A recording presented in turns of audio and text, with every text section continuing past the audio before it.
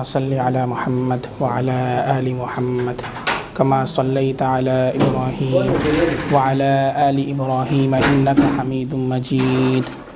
अल्लाहुम्मा बारिक अला मुहम्मद व अला आलि मुहम्मद कमा बारकता अला इब्राहीम व अला आलि इब्राहीम इन्नका हमीदुम मजीद। अल्हम्दुलिल्लाहि रब्बिल आलमीन वस्सलातु वस्सलामु अला रसूलिहिल करीम व अला आलिहि व सहबिहि अजमाइन। अम्मा बअदु फ़अऊज़ु बिल्लाहि मिनश शैतानिर रजीम। बिस्मिल्लाहिर रहमानिर रहीम। या अय्युहन नबिय्यु कुल लि अज़वाजिका व बनातिका व निसाइल मुअ्मिनीन युदनीन अलैहिन्न मिन जलाबिबिहिन ज़ालिका अदना अन युअरफ़न फ़ला युअज़ैन व काना अल्लाहु गफ़ूरर रहीमा। सदक़ल्लाहुल अज़ीम। मेरे मोहतरम भाइयों, बुज़ुर्गों और दोस्तों, जैसा कि आप हज़रात के इल्म में है, दिन ब दिन इस्लाम और अहले इस्लाम पर बातिल अपनी साजिशों के जाल फैलाते चले जा रहे हैं और इस्लामी अहकाम और क़वानीन पर एतराज़ करते जा रहे हैं। चाहे वो तलाक़ का मसला हो या मुस्लिम पर्सनल लॉ का मसला हो या मौजूदा सूरत हाल में हिजाब और पर्दे का मसला हो। चूँकि हालिया ज़माने में ये एक कंट्रोवर्शियल टॉपिक बन चुका है, इसके बारे में तमाम अहले इस्लाम का, तमाम मुसलमान का अपने दिल के एतबार से भी मुतमईन होना ज़रूरी है। और अगर कोई एतराज़ करे तो इस्लाम का दिफ़ा करना और इसका सही माना और सही मफ़हूम उसे बतलाना भी हमारी ज़िम्मेदारी है। इससे पहले जब तलाक़ का मसला चल रहा था, उस वक्त देखा गया कि बहुत से हमारे वकला, बहुत से लीडर्स जो नाम के मुस्लिम हैं, सो कॉल्ड हैं, वो ऐसे ऐसे डिबेट पर आते थे न्यूज़ के ऊपर जो ख़ुद तलाक़ का माना भी नहीं जानते थे, जिसकी बिना पर बजाय उन्होंने इस्लाम का दिफ़ा करने के इस्लाम को और बदनाम किया है। इस्लाम का दिफ़ा क्या करते, ख़ुद वो इस्लाम को बदनाम करने का ज़रिया बन गए। इसलिए मेरी दरख्वास्त है उन तमाम हज़रात से कि अगरचे आपकी मुआशरे में कोई शनाख्त है, आप एक पॉलिटिकल फेस हैं, लेकिन अगर इस्लाम के बारे में आपको सही मालूमात नहीं है, सही नॉलेज नहीं है, तो बराए मेहरबानी आप रॉन्ग इन्फॉर्मेशन न दें और न्यूज़ चैनल के ऊपर आकर के इस्लाम को बदनाम न करें।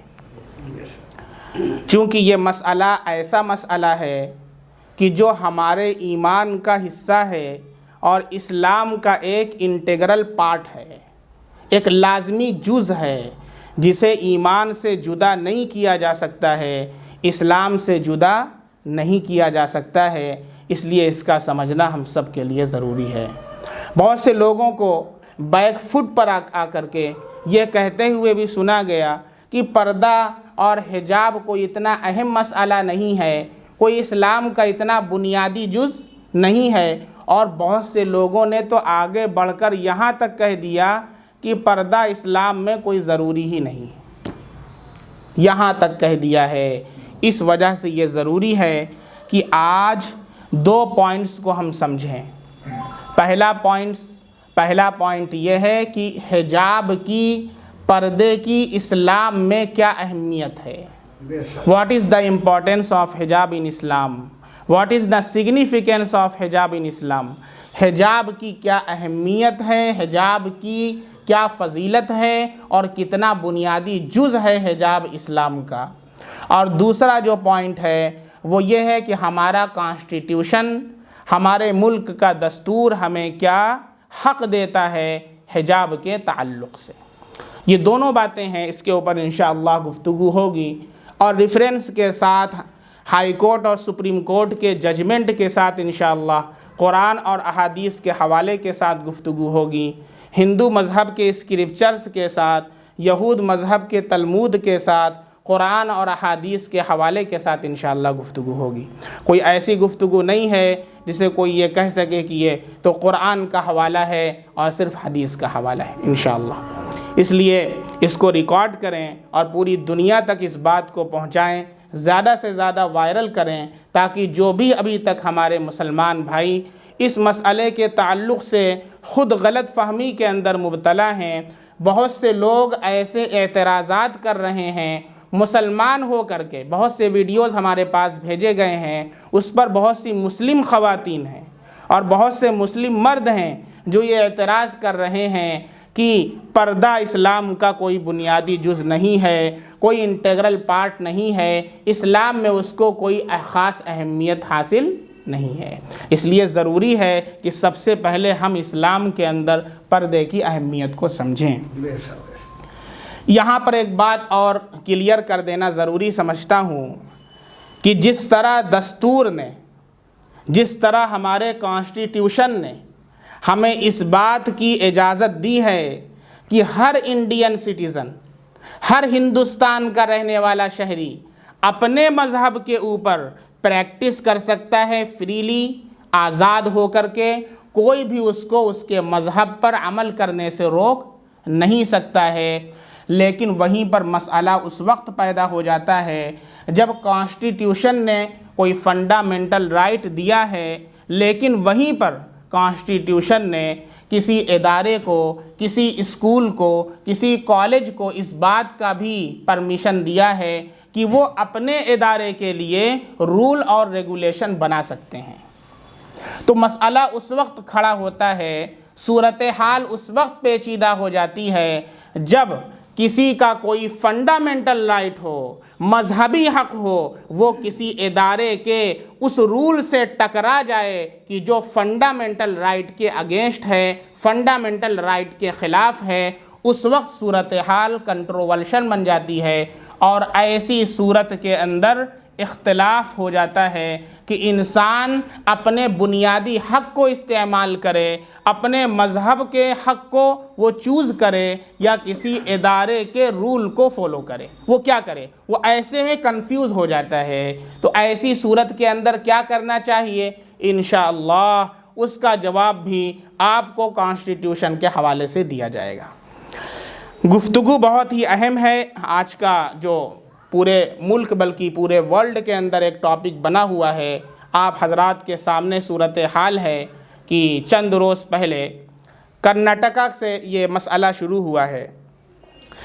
कर्नाटका के अंदर क्या होता है, कर्नाटक के अंदर एक कॉलेज के अंदर 2021 दिसंबर के लास्ट वीक में कुछ स्टूडेंट्स, मुस्लिम ख़वातीन, मुस्लिम तालिबा, वो कॉलेज के अंदर उनको बुलाया जाता है और ये कहा जाता है कि आप हिजाब पहन करके कॉलेज नहीं आ सकती हैं, कॉलेज में दाखिल होने के लिए हिजाब का उतारना ज़रूरी है। फिर वो स्टूडेंट्स, वो तलबा गेट के ऊपर सबसे पहले तो उन्होंने प्रिंसिपल से बहुत ही नॉर्मली तरीक़े से ये कहा, हिजाब इज़ आवर राइट, हिजाब इज़ आवर फ्रीडम, हमारे कॉन्स्टिट्यूशन ने हमें हक़ दिया है। लेकिन जब उनको मजबूर किया गया तो फिर उन्होंने अपने हक़ को हासिल करने के लिए, अपने फ्रीडम पर अमल करने के लिए, अपने एजुकेशन के लिए उन्होंने कॉलेज के गेट के ऊपर प्रोटेस्ट किया और एहतजाज किया है। और फिर उसके बाद कुछ मुख्तलिफ़ कॉलेजेस के अंदर भी इस तरह की सूरत हाल पेश आती है। हमारे इस शहर के अंदर भी एक कॉलेज है जिसके अंदर ये सूरत हाल पेश आई। और चूंकि ये वक्त इलेक्शन का है इसलिए इसको पॉलिटिकल इशू बना करके इसको कंट्रोवर्शियल बना दिया गया और न्यूज़ डिबेट की जीनत बन गया और लोगों ने अपने अपने निजी गुफ्तगू के अंदर इसका जिक्र किया और इसको बहुत ही इस मसले को उछाल दिया।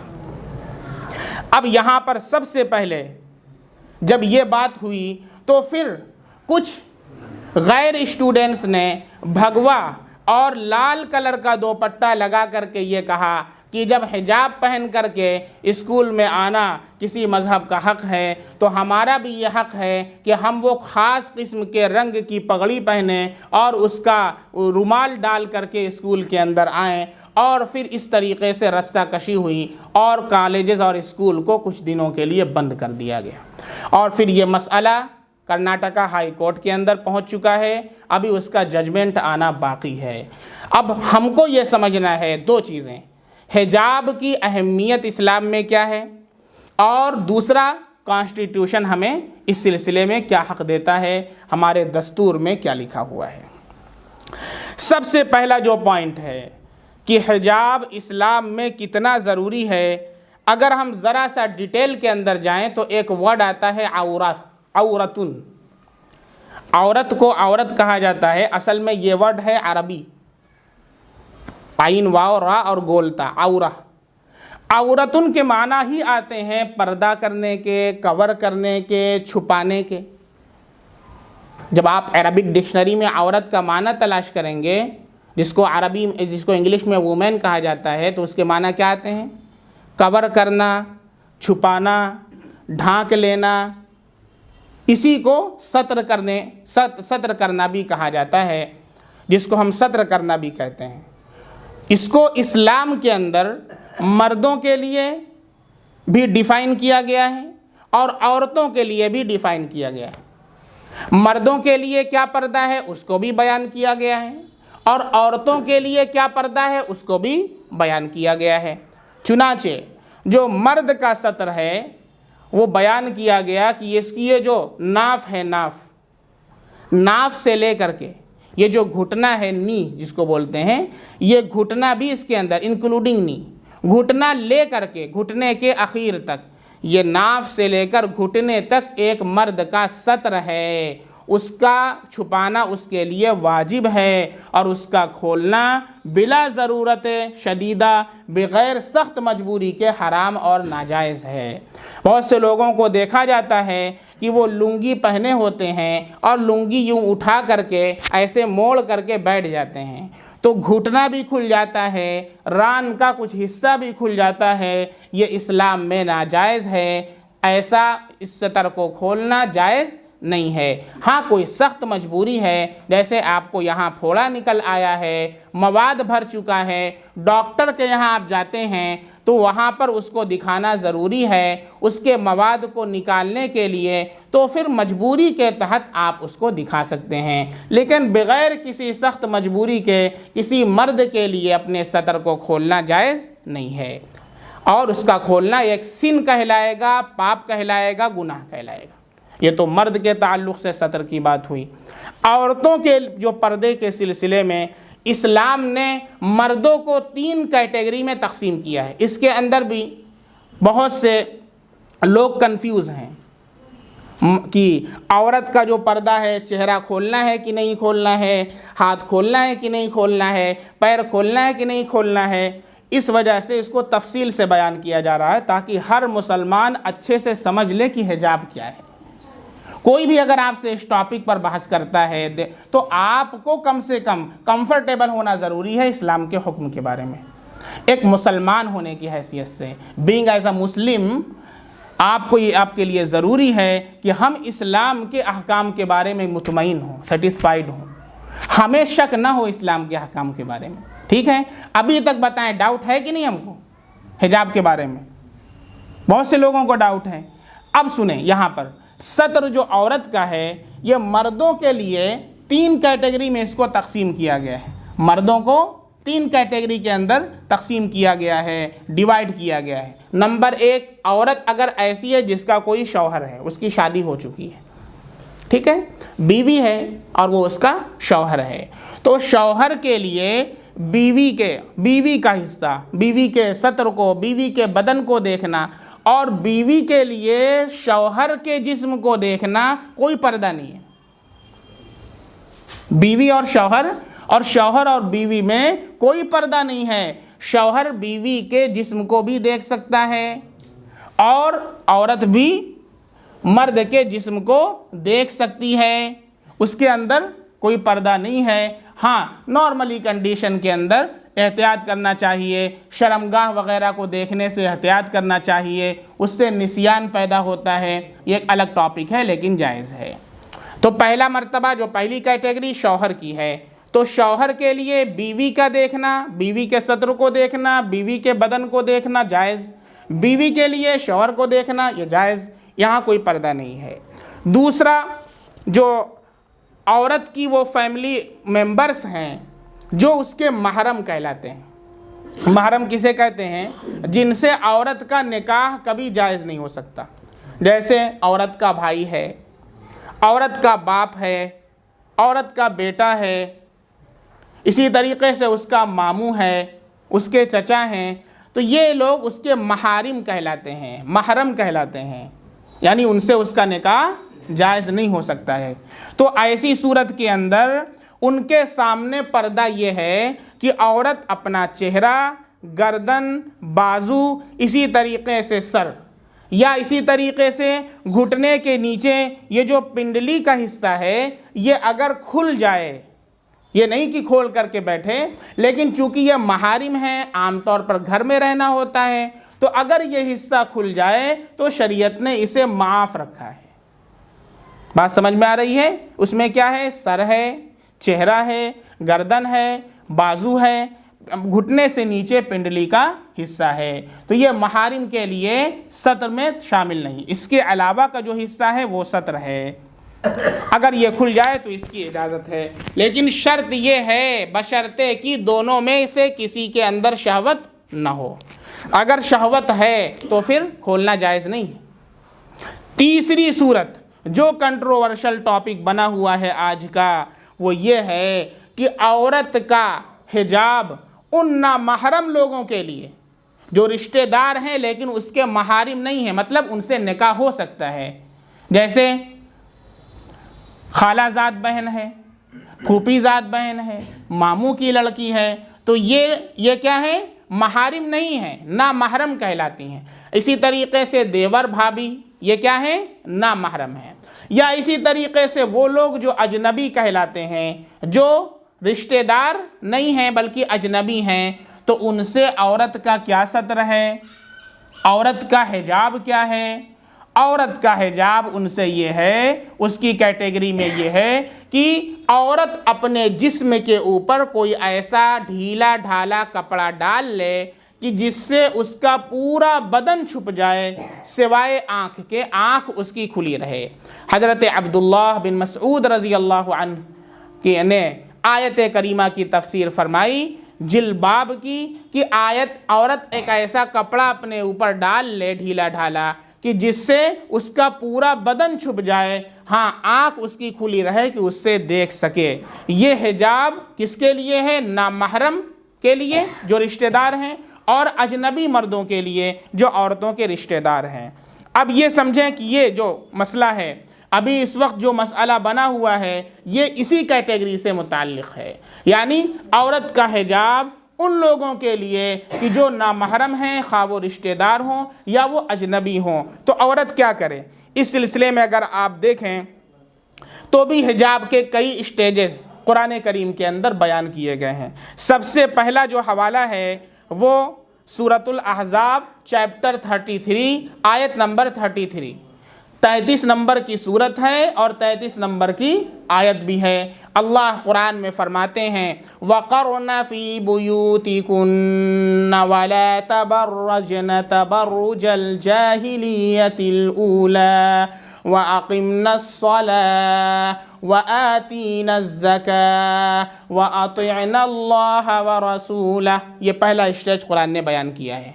क्या फरमाते हैं अल्लाह ताला इरशाद फरमाते हैं हिजाब का ये पहला स्टेज है कि बग़ैर ज़रूरत घर से बाहर न निकलो।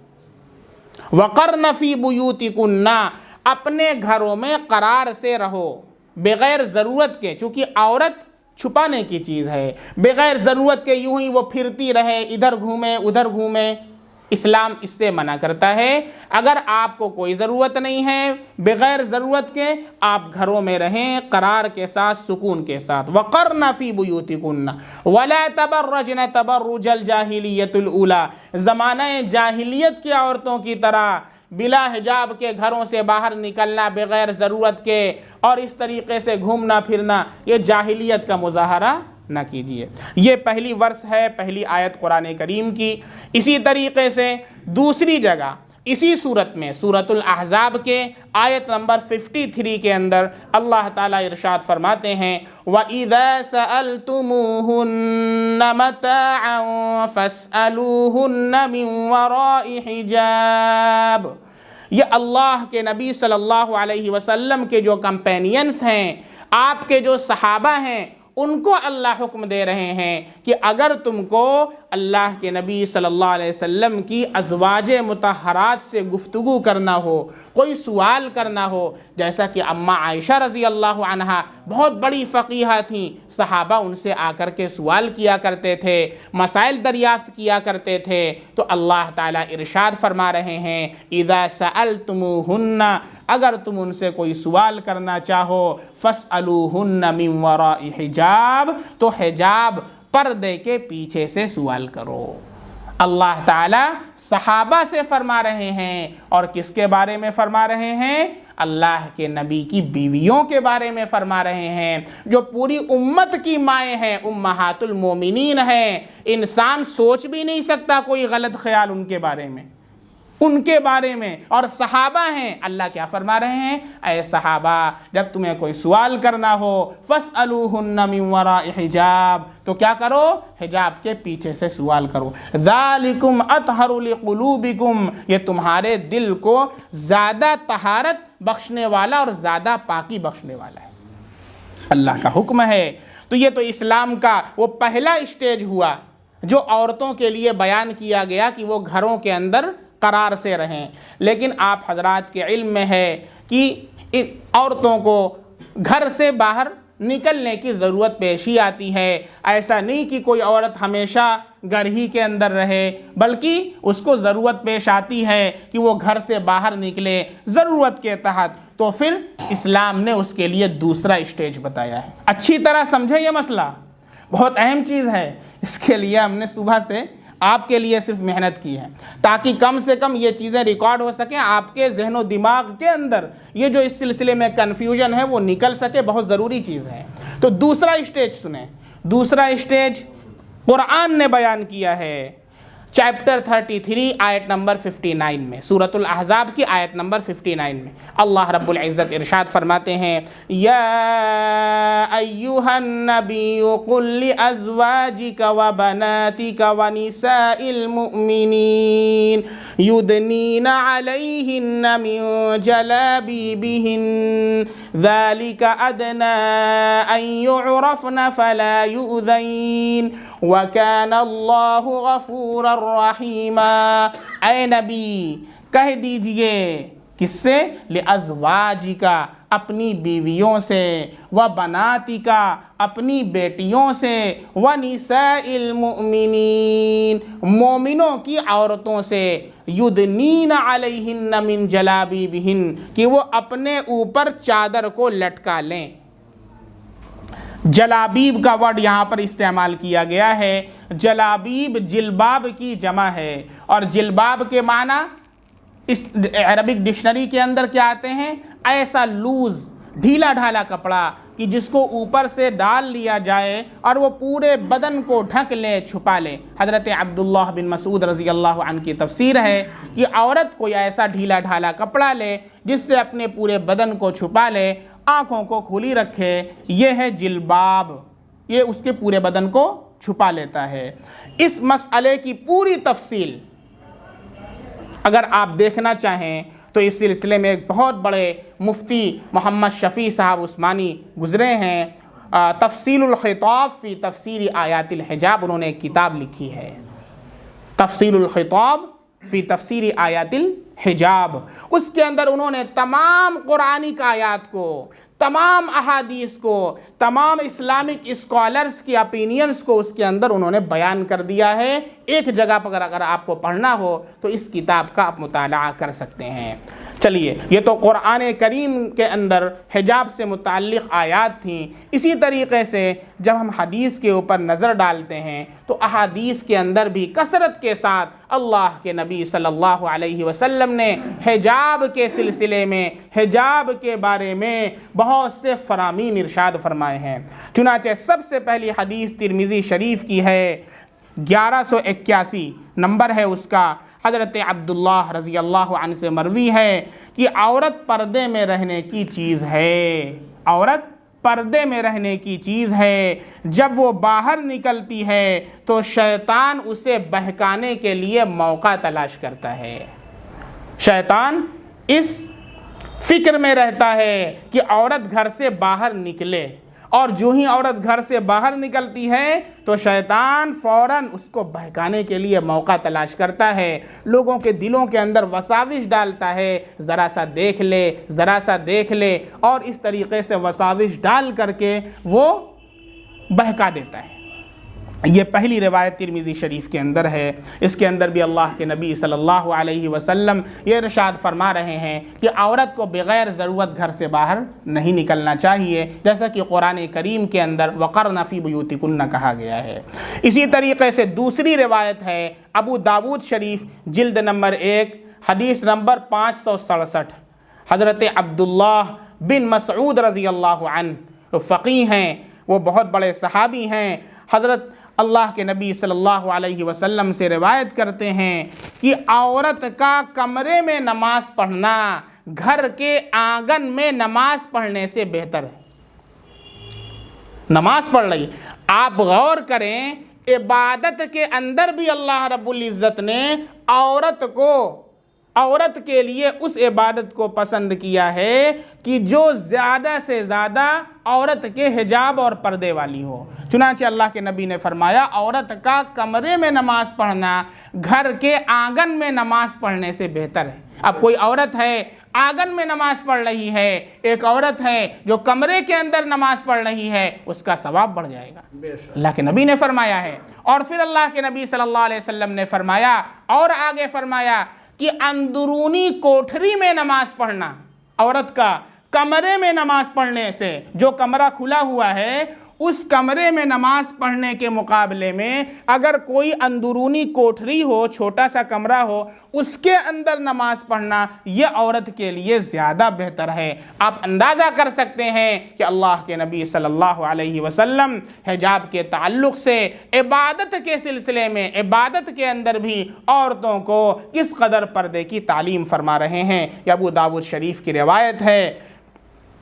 इसी तरीक़े से जिस तरीक़े से किसी मर्द का किसी खातून के ऊपर नज़र डालना दुरुस्त नहीं है, और अगर नज़र पड़ जाए किसी की अचानक तो उसे फ़ौरन हटा लेने का हुक्म है। जो कहा जाता है कि पहली नज़र माफ़ है, उसका मतलब ये है कि अगर कभी अचानक निगाह पड़ जाए तो फ़ौरन इंसान उसे हटा ले, वो वहीं पर टिका न ले, घूरे नहीं।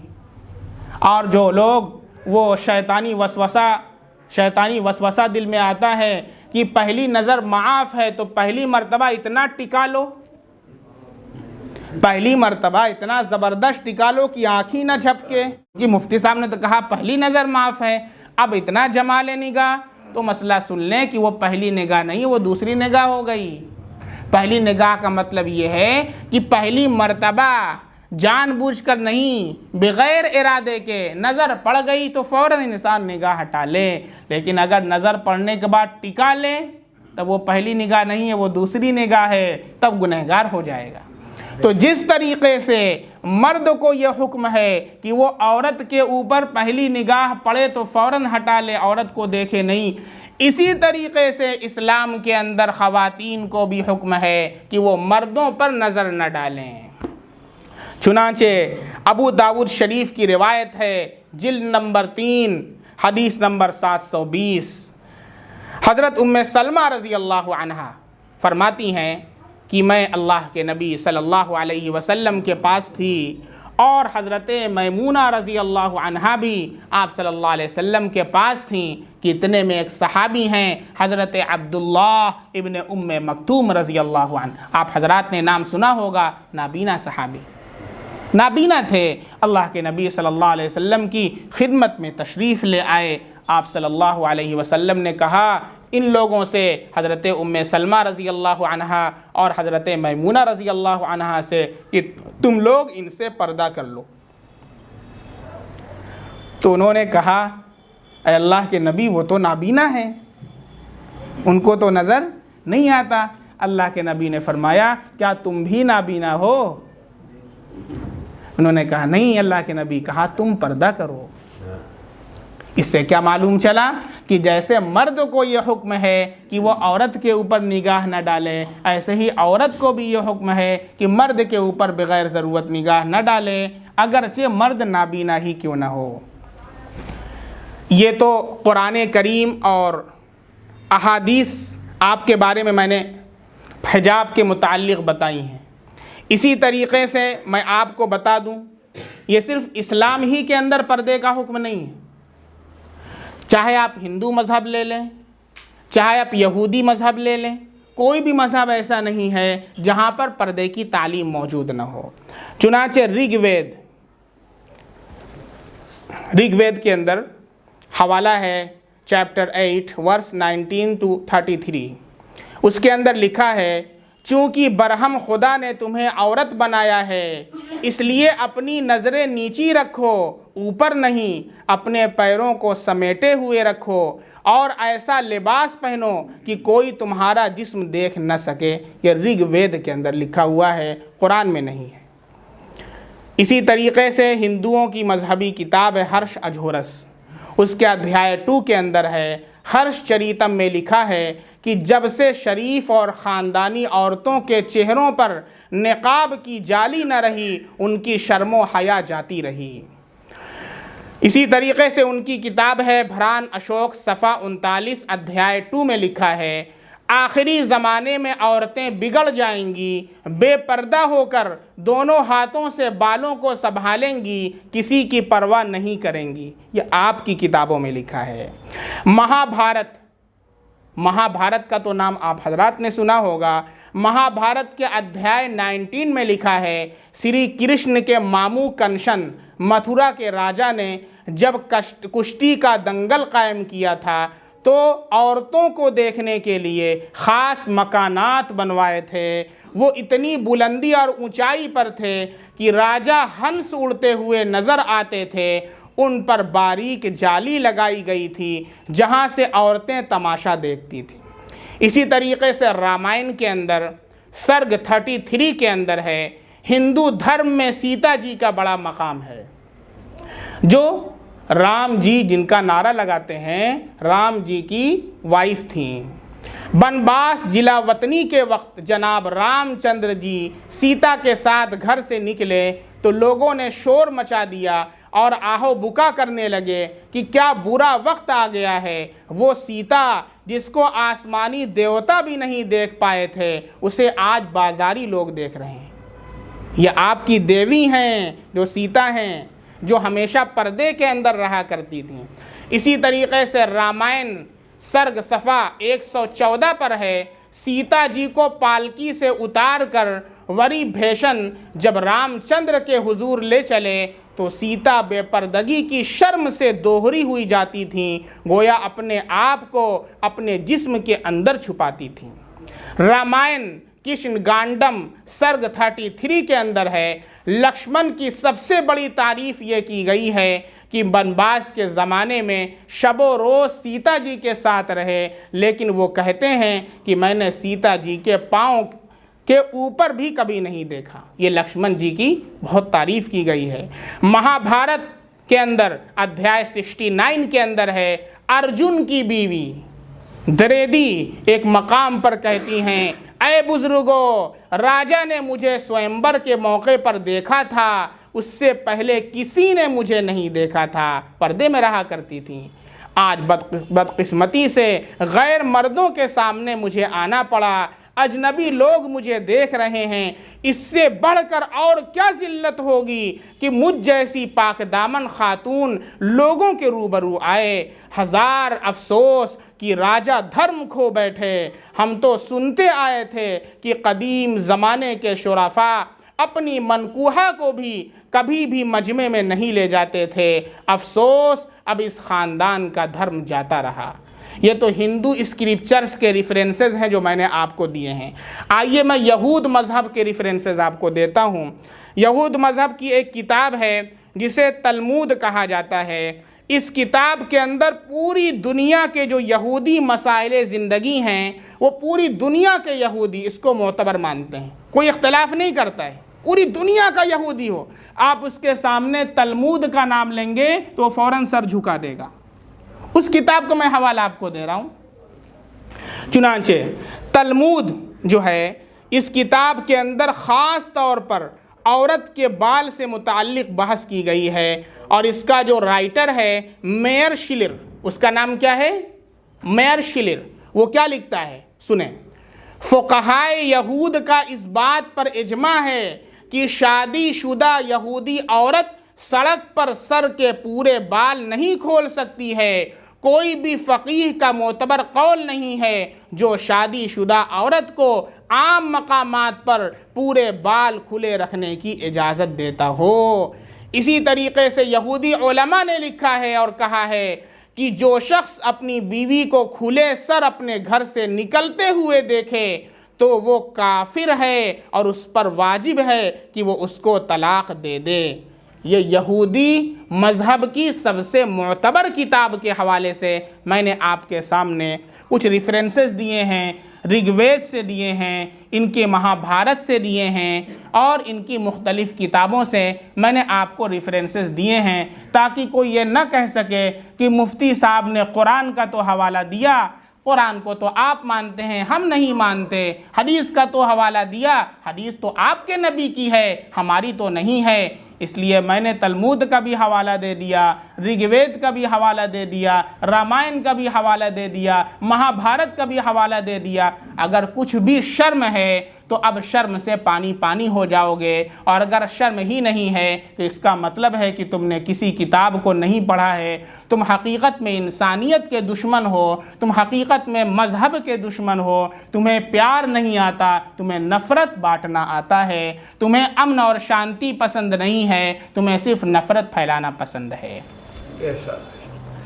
अब समझें, हिजाब ये ऑप्शनल रूलिंग नहीं है। बहुत से लोग ये कह रहे हैं कि ऑप्शनल है हिजाब, जिसका दिल चाहे कर सकता है, जिसका दिल चाहे ना करे।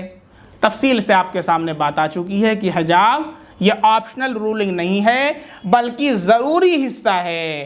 कुछ इस्लामिक स्कॉलर्स की इसमें अलग अलग वजाहतें ज़रूर हैं, लेकिन जितने भी इस्लामिक स्कॉलर्स हैं, खा वो किसी भी मसलक के हों, खा मालिकी हों या हम्बली हों या शाफ़िई हों या हनफ़ी हों या वो अहले हदीस हों या बरेलवी मकतब फ़िक्र के हमारे लोग हों, उलमा हों, स्कॉलर्स हों या किसी भी मज़हब के हों, जितने भी इस्लामिक स्कॉलर्स हैं वो हिजाब को इंटीग्रल पार्ट मानते हैं इस्लाम का, इस्लाम का एक ज़रूरी जुज़ मानते हैं, इस्लाम का एक बुनियादी हिस्सा मानते हैं। ऐसा नहीं है कि हिजाब एक ऑप्शनल रूलिंग है। वो कोई भी इस्लामिक स्कॉलर किसी भी मसलक से मुताल्लिक़ हो, इसको भी आप अच्छी तरह जहन में रख लें। अब ये जो मसला खड़ा हुआ कॉलेज से मुताल्लिक़ और उसके अंदर दुनिया भर के अंदर एक मौजूए बहस बन गया और हिजाब के नाम पर बहसें की जाने लगीं, तो इस सूरत के अंदर मैं आपको ये बताना चाहूँगा कि यहाँ पर दो चीज़ें सामने आई हैं। क्या? दो चीज़ें सामने आई हैं। पहली चीज़ तो ये है कि कॉलेज के जो ज़िम्मेदारान हैं, एक चीज़ तो हमारी हो गई, हिजाब की अहमियत क्या है वो हमने समझ लिया। जो दूसरा पॉइंट हमको आज समझना है, हमारा कॉन्स्टिट्यूशन हमें क्या हक़ देता है, उसको हमें समझना है। ठीक है, अब इसको आप समझें कि हमारा जो कॉन्स्टिट्यूशन है, कॉलेज के ज़िम्मेदारान का क्या कहना है कि हिजाब पहनकर आप स्कूल के अंदर नहीं आ सकती हैं। ऐसा आपकी बच्चियों के साथ भी हो सकता है कि आपकी बच्ची को ये कहा जाए कि हिजाब पहनकर कॉलेज के अंदर नहीं आना है, हिजाब पहनकर स्कूल के अंदर नहीं आना है, तो ऐसी सूरत में हमारा क्या फंडामेंटल राइट है, हमारा कॉन्स्टिट्यूशन हमें क्या हक देता है। चुनांचे हमारे कॉन्स्टिट्यूशन के आर्टिकल 25 की जो इबारत है, जो टेक्स्ट है, वो मैं आपको पढ़ करके सुना देता हूँ, इसको रिकॉर्ड भी कर लीजिए। कॉन्स्टिट्यूशन की जो इबारत है आर्टिकल 25 की, article 25 of the constitution guarantees the freedom of conscience and the right freely to profess, practice and propagate religion। इस मुल्क के हर शहरी को, इसका मैं तर्जमा कर रहा हूँ, इस मुल्क के हर शहरी को किसी भी मजहब को कबूल करने की, उस पर अमल करने की और उसकी तबलीग की पूरी इजाज़त है और उसका बुनियादी हक है। ये कुरान नहीं कहता, ये हदीस में नहीं लिखा है। इंडिया का जो कॉन्स्टिट्यूशन है, इंडिया का जो दस्तूर है, हर इंसान जो असेंबली में जाता है वो उस पर हाथ रख कर के कसम खाता है कि कॉन्स्टिट्यूशन की मैं कसम खाता हूँ, कॉन्स्टिट्यूशन का अहद लेता हूँ। उसके 25 के अंदर ये लिखा हुआ है और हुकूमत की ये जिम्मेदारी है कि ये हर इंडियन सिटीज़न को, जो भी हुकूमत हो, जो भी सेंट्रल गवर्नमेंट हो, ये उसकी जिम्मेदारी है कि वो हर इंडियन सिटीजन को, हर हिंदुस्तानी शहरी को उसके मजहब के ऊपर अमल करने के अंदर कोई भी अगर रुकावट पैदा हो रही है तो उसको वो ख़त्म करे और इस बात का इंश्योर करवाए, इस बात की यकीन दहानी कराए कि हमारे मुल्क के तमाम बाशिंदे और तमाम शहरी और तमाम रहने वाले अपने मजहब के मुताबिक अमल करने का पूरा पूरा इख्तियार रखते हैं और आज़ादी से उनको अमल करने का हक़ हासिल है। इसी तरीक़े से यहाँ पर कुछ रेस्ट्रिक्शंस भी हैं, कुछ यहाँ पर क़ुयूदात भी हैं। जो ये आर्टिकल है यहाँ पर कुछ चीज़ें मुस्तस्ना भी हैं, कुछ चीज़ें अलग भी हैं। वो क्या हैं? Article 25 comes with a responsibility to ensure that the public order, morality and health are not compromise in the process. मजहब के किसी भी हुक्म पर अमल करने से मुल्क के अमन को ख़तरा ना हो। ये जो बताया गया कि हर मजहब के मानने वाले को अपने मजहब के मुताबिक अमल करने की इजाज़त है, लेकिन वहाँ पर रेस्ट्रिक्शंस भी लगा हुआ है। वो क्या है उसको भी सुन लें। मजहब के किसी भी हुक्म पर अमल करने से मुल्क के अमन को ख़तरा ना हो, अमलाके आम्मा और सेहत आम्मा को कोई ख़तरा ना हो, जिसको बोला गया public order, morality and health, यानी लोगों की सेहत को कोई ख़तरा ना हो, लोगों की अमलाक को कोई ख़तरा ना हो और मुल्क के अमन को कोई ख़तरा ना हो। अगर ऐसा है तो फिर ये सेंट्रल गवर्नमेंट की ज़िम्मेदारी है कि ना तो वो मजहबी मामलात के अंदर दखल अंदाजी करे, ना किसी को इंटरफेयर करने दे। किसी भी शहरी के मजहब के अंदर इंटरफेयर करने का ना तो मजहबी गवर्नमेंट को हक़ है, ना किसी को मुदाखलत करने का वो हक़ दे सकती है। यहाँ पर यह बात भी समझ लें कि हुकूमत मजहब की सिर्फ, यहाँ पर देखिए एक एतराज़, एक ऑब्जेक्शन किया जाता है। ऑब्जेक्शन ये होता है कि अगर आप हिजाब लगा करके आएँ, कुछ स्टूडेंट्स हिजाब लगा करके आएँ, तो हम भी लाल कलर का रुमाल पहन करके आएंगे, हम भी लाल कलर का रुमाल या सैफरन शॉल पहन करके आएंगे। तो क्या कॉन्स्टिट्यूशन ने इसकी इजाज़त दी है? इसको भी अच्छी तरह मैं क्लियर और क्रिस्टल क्लियर कर देता हूँ, अच्छी तरह समझें। यहाँ पर ये जो आर्टिकल 25 में ये कहा गया है कि हर हिंदुस्तानी शहरी को अपने मजहब के मुताबिक अमल करने का पूरा हक़ है, ये वो मजहबी जुज़ है जो उस मजहब का इंटेग्रल पार्ट हो।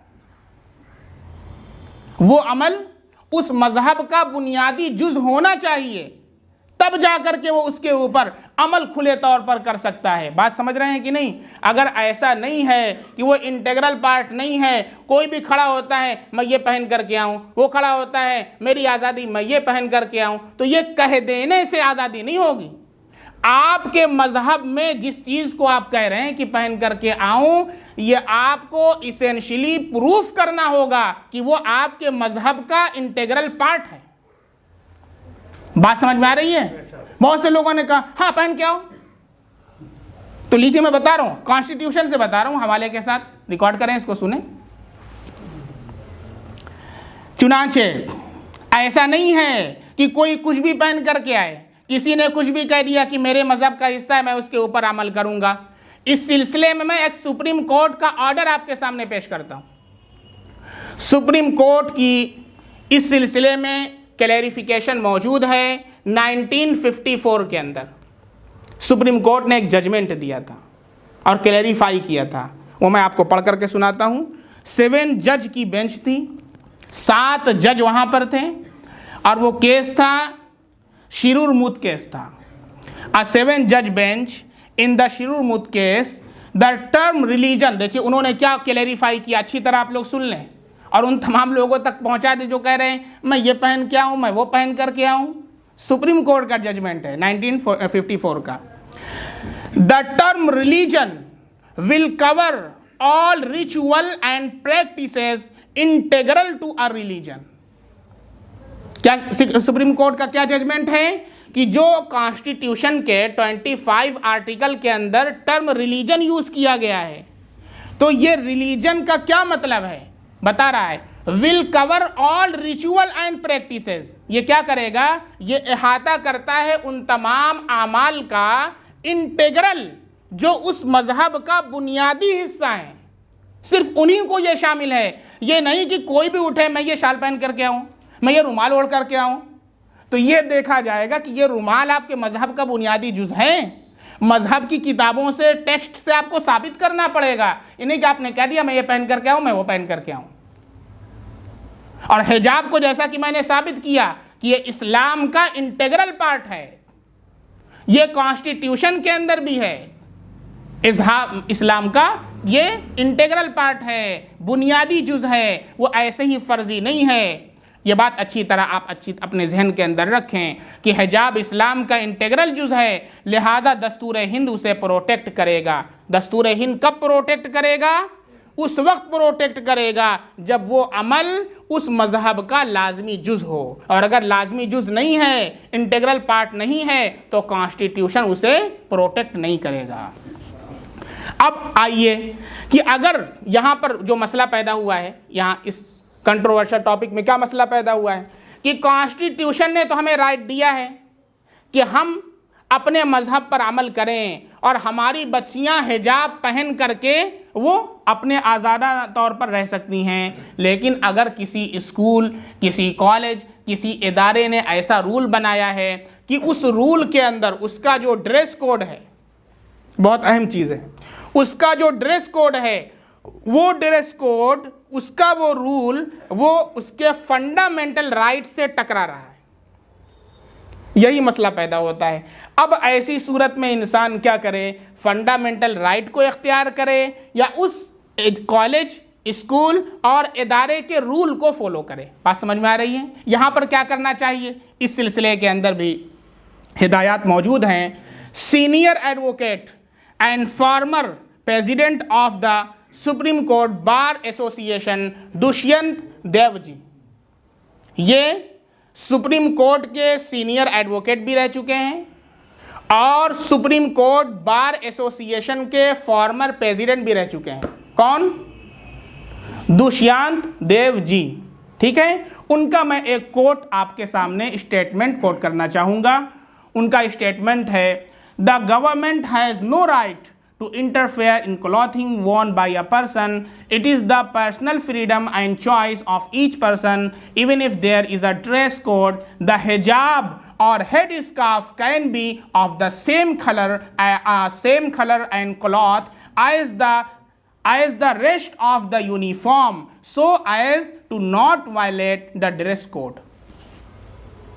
क्या कहा उन्होंने कहा है कि किसी इदारे का अगर कोई यूनिफॉर्म है और कोई शख्स अपने मजहब के ऊपर अमल करना चाह रहा है और उसका ड्रेस कोड उसके फंडामेंटल राइट से टकरा रहा है, तो इदारे को ये चाहिए कि वो उसी कलर का, जैसे मान लीजिए हिजाब है, हिजाब का भी उन्होंने तस्करा किया है, हिजाब है तो वो हिजाब उसी कलर का, उसी ड्रेस के कलर का जो स्कूल का है, वो बनवा करके वो अपना हिजाब लगा करके स्कूल के अंदर और कॉलेज के अंदर आएगी, ताकि यहाँ पर no not violate the dress code, dress code की भी जो है वायलेशन ना हो और उसका फंडामेंटल राइट भी महफूज रह सके। ये किसने कहा है? दुष्यंत देव जी ने कहा है। किसी इदारे के यूनिफॉर्म से बढ़कर उसका फंडामेंटल राइट होता है। कोई भी इदारा हो, कोई रूल ऐसा नहीं बना सकता, या बना ले लेकिन उसको कहीं ना कहीं कंप्रोमाइज करना पड़ेगा ताकि फंडामेंटल राइट का वायलेशन न हो। आइए इस सिलसिले में मैं हाई कोर्ट के पुराने फैसले को देखते हैं। इसमें सबसे अहम फैसला जो है वो केरला हाई कोर्ट का है, 2016 का है। बहुत अहम मसला है, इसको आप समझ लें अच्छी तरह। वो केस था 2016 के अंदर आमिना बिनते बशीर का। आमिना बिनते बशीर नामी एक लड़की थी। उस वक्त CBSE जो central board of secondary education है, उसने कुछ रूल्स बनाए थे। उस रूल्स के अंदर उसने ये बनाया था कि जो एग्ज़ाम हो रहा है वो एग्ज़ाम जो हो रहा था all India pre medical entrance exam था। तो उसने ये रूल बनाया था कि कोई भी हिजाब लगा करके नहीं आ सकता। किसने? CBSE ने ये रूल बनाया था। तो आमिना बिनते बशीर नाम की जो बच्ची थी, इसने CBSE को के इस रूल को चैलेंज किया था हाई कोर्ट के अंदर, केरला हाई कोर्ट के अंदर उसने चैलेंज किया था। वहां पर केरला हाई कोर्ट ने क्या फैसला दिया था आप लोग सुने। 2016 की बात कर रहा हूं। केरला हाई कोर्ट ने अपना फैसला देते हुए कहा कि मजहब की बुनियाद पर खवातीन जो ड्रेस पहनती हैं वो उनका बुनियादी हक है, जो उन्हें आर्टिकल 25 से मिलता है। और बोर्ड के जो अपने दलाइल थे, बोर्ड ने यह कहा था कि अगर हिजाब लगा करके आएंगी तो इसमें चीटिंग करने का खदशा है कि वो चीटिंग करेंगी। जब कोर्ट के सामने CBSE ने यह कहा, उस CBSE बोर्ड ने, तो कोर्ट ने इसका हल ये पेश किया और हल बताते हुए कहा कि ऐसी सूरत में एक फीमेल लेडी आप रखिए। ये केरला हाई कोर्ट ने किसको कहा था? CBSE बोर्ड को कहा था कि अगर आपको ऐसा खदशा है कि कोई बच्ची हिजाब में आ रही है तो वो चीटिंग करेगी, आप फीमेल लेडी रखिए उसके लिए, और वो फीमेल लेडी के जरिए से चेक कर लीजिए, उसको चेक करवाइए और चेक करके उसको एग्जाम हॉल में बैठने की इजाजत दे दीजिए। लेकिन फंडामेंटल राइट का वायलेशन बर्दाश्त नहीं है, ये उस बच्ची का बुनियादी हक है। और उसी फैसले के अंदर कुरान करीम की आयत को कोट किया गया है। चुनांचे मैंने सूरह अहज़ाब की जो आयत आपके सामने पेश की है, या अय्युहन नबी कुल अज़वाजिका व बनातिका, इस आयत का बाकायदा हवाला दिया गया उस जजमेंट के अंदर, अहादीस का हवाला दिया गया उस जजमेंट के अंदर। कोई भी नेट के ऊपर पढ़ सकता है। मैं कोई ये महाभारत का किस्सा नहीं सुना रहा हूँ बैठ करके आपको। कोई भी मेरी बात, कोई भी प्रूफ जो मैं कर रहा हूँ, सारे नेट के ऊपर अवेलेबल हैं। आप जो भी चाहें उसको देख सकते हैं। उस जजमेंट के अंदर पूरा हवाला दिया गया है कुरान करीम का और अहादीस का कि किसी के भी फंडामेंटल राइट को वायलेट नहीं किया जा सकता। कॉलेज को चाहिए और CBSE बोर्ड को चाहिए कि वो ऐसी सूरत निकाले कि आपका रूल भी उसका वायलेशन ना हो और उसका फंडामेंटल राइट भी महफूज रह सके। चुनांचे हाई कोर्ट ने यह फैसला सिर्फ आमिना बिनते बशीर के लिए नहीं दिया था, बल्कि वो उन तमाम बाहिजाब लड़कियों के लिए दिया था जो अपने हिजाब को बरकरार रखना चाहती हैं, अपने हिजाब पर प्रैक्टिस करना चाहती हैं और हिजाब में रह करके तालीम हासिल करना चाहती हैं। ये केरला हाई कोर्ट का जो जजमेंट था ये उन तमाम बच्चियों के लिए था। इसी तरीके से एक और मैं आपको हवाला दे करके कोशिश करूंगा कि अपनी बात को मुकम्मल कर दूं। कितना वक्त बाकी है? 7:30 के साथ 7:45। कितना हो रहा है अभी? 7:05। बस इंशाल्लाह 5-10 मिनट। दिल्ली हाई कोर्ट का मैं आपको एक वो देता हूँ, बस आखिरी। दिल्ली हाई कोर्ट ने 2018 के अंदर जजमेंट दिया है, अभी की मैं बात कर रहा हूँ। ये दिल्ली हाई कोर्ट है। उसमें क्या है? CBSE ने एक जो है रूल बनाया था। रूल क्या बनाया था कि सिख स्टूडेंट्स जो हैं वो कड़ा और किरपन, उनका जो मजहबी चीज़ है ना, वो कड़ा और किरपन लिए रहते हैं, पगड़ी कहीं भी रखता हूँ। बात समझ में आ रही है? उसे लेकर के एग्ज़ाम हॉल में नहीं आ सकते हैं। अच्छी तरह मसला समझ लें। ये 2018 का दिल्ली हाई कोर्ट का जजमेंट है। सीबीएसई ने यह कहा था कि कोई भी सिख स्टूडेंट कड़ा और किरपन लेकर के एग्जाम हॉल के अंदर नहीं आ सकता है। अब सुने वहां पर क्या जजमेंट आया था। उस वक्त जबकि सीबीएसई के रूल ने मेटल की कोई भी चीज़ एग्ज़ाम हॉल में लाना मना कर दिया था, दिल्ली के हाई कोर्ट ने उसके खिलाफ अपना फैसला सुनाया था और ये कहा था कि आप सिख स्टूडेंट्स को इस बात की इजाज़त दें कि वो अपने कड़े और अपने किरपन के साथ एग्ज़ाम हॉल के अंदर आए।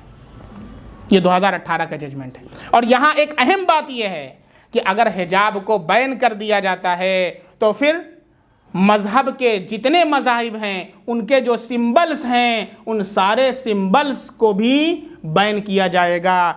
अब जैसे आप देख लें, हमारे बिरादरान वतन के यहाँ मंगलसूत्र है, माथे की बिंदी है, सिखों के यहाँ पगड़ी है, उनके कड़े हैं, उनका किरपन है। इसी तरीक़े से मुख्तलिफ़ मज़ाहिब की जो अलामात हैं उन सब को रिमूव करना पड़ेगा और एक बहुत ही लामुतनाही सिलसिला बहस का शुरू हो जाएगा जो कभी ख़त्म नहीं होगा।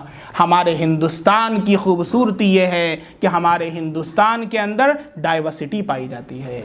यहाँ पर तरह तरह के फूल हैं, तरह तरह के मज़हब के लोग हैं और वो प्यारो मोहब्बत के साथ ज़माने से रहते चले आए हैं, अपने मज़हब के ऊपर अमल करते हैं। हिंदू भी अपने मज़हब पर अमल करते हैं, सिख अपने मज़हब पर अमल करते हैं, ईसाई अपने मज़हब पर अमल करते हैं, मुसलमान अपने मज़हब पर अमल करते हैं और ये अमल करने का हक़ हमारे कॉन्स्टिट्यूशन और हमारे दस्तूर ने दिया है, जिसे कोई भी छीन नहीं सकता। इसके छीनने का अधिकार किसी को भी नहीं है। हमारे मुल्क की ये सबसे बड़ी खूबसूरती है।